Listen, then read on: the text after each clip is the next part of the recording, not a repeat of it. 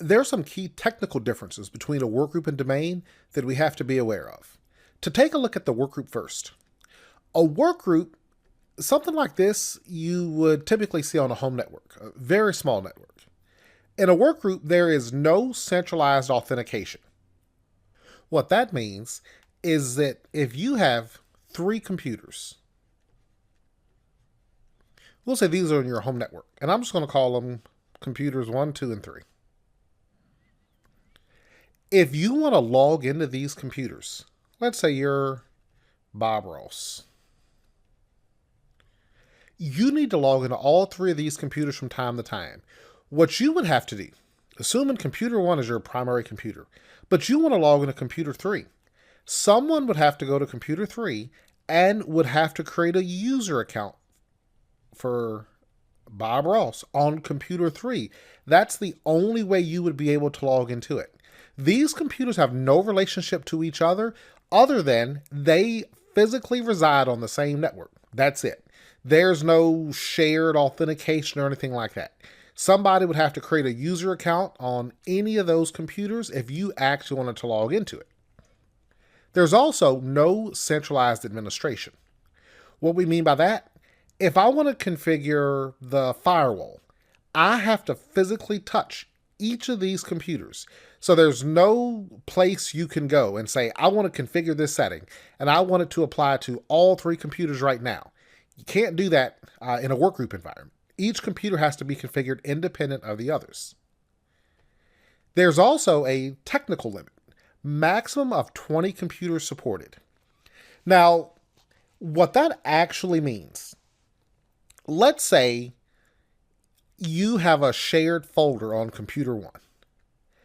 I want users on computer 2 and 3 to be able to browse to this share and copy a file or something like that.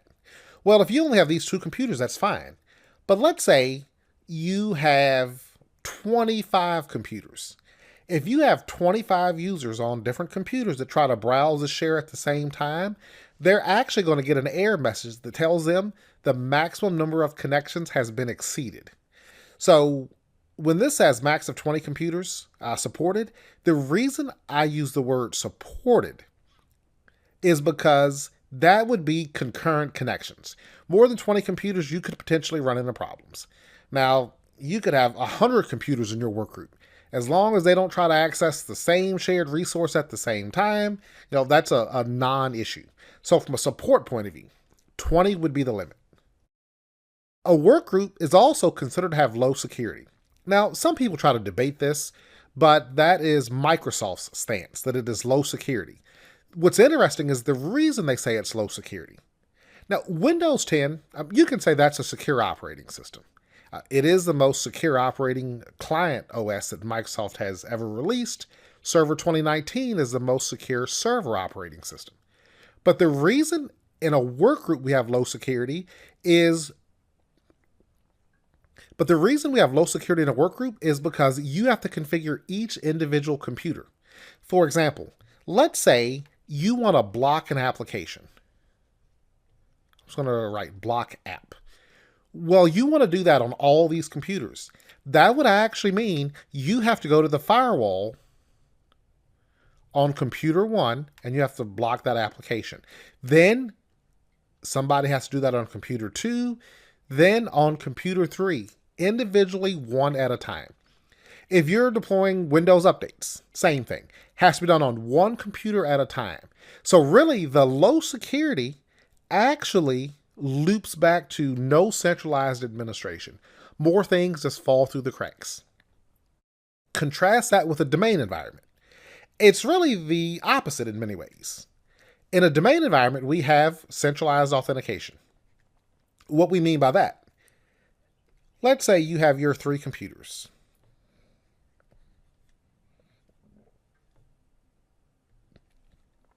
In a domain environment, you're going to have a server. Let's say server 2019. This server is going to be configured with Active Directory Domain Services. ADDS is what it's always called. When you configure that, that makes this server a domain controller. So what happens now I go to this domain controller, this ADDS software, and on the server, I will create a user for Bob Ross and I'll set the password. I no longer do that on the individual computers. So what happens now, we just saw earlier that you go through control panel system. That's one way to join these computers to the domain. So I'm going to join all three of these computers to the domain. What happens now, when Bob Ross sits at computer 1, tries to log on, he types in his username and password. Those credentials are passed back to the server running Active Directory, the domain controller, and it verifies that it's the right username, that it's the right password. Assuming those are true, Bob is fully authenticated, and now he's able to log on from computer 1. With that, he could also log on to computer 3.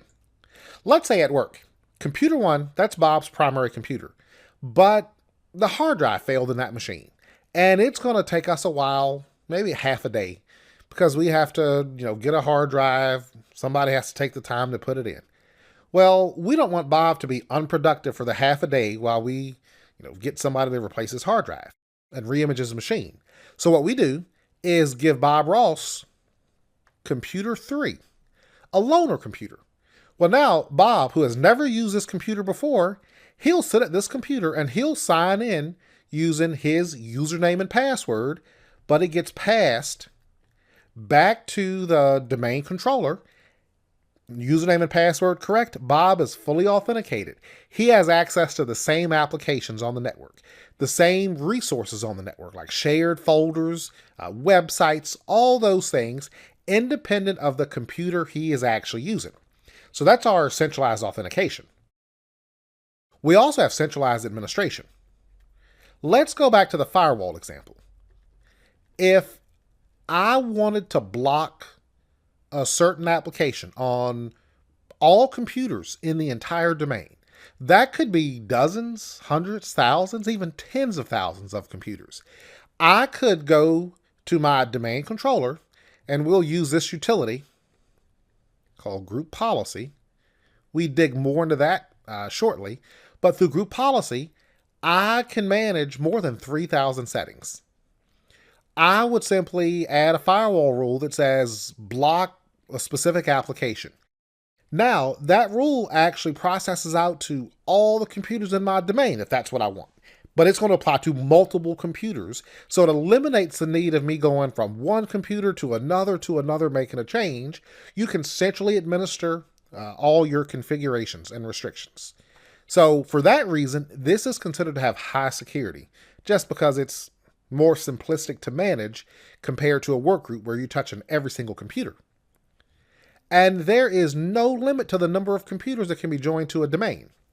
Microsoft says theoretically a domain can have 40 billion objects. That's billion with a B. Needless to say, you will never get to the point where you get a message that tells you the domain is full. So truly, it's an unlimited number of users, computers, other objects you can have in a domain.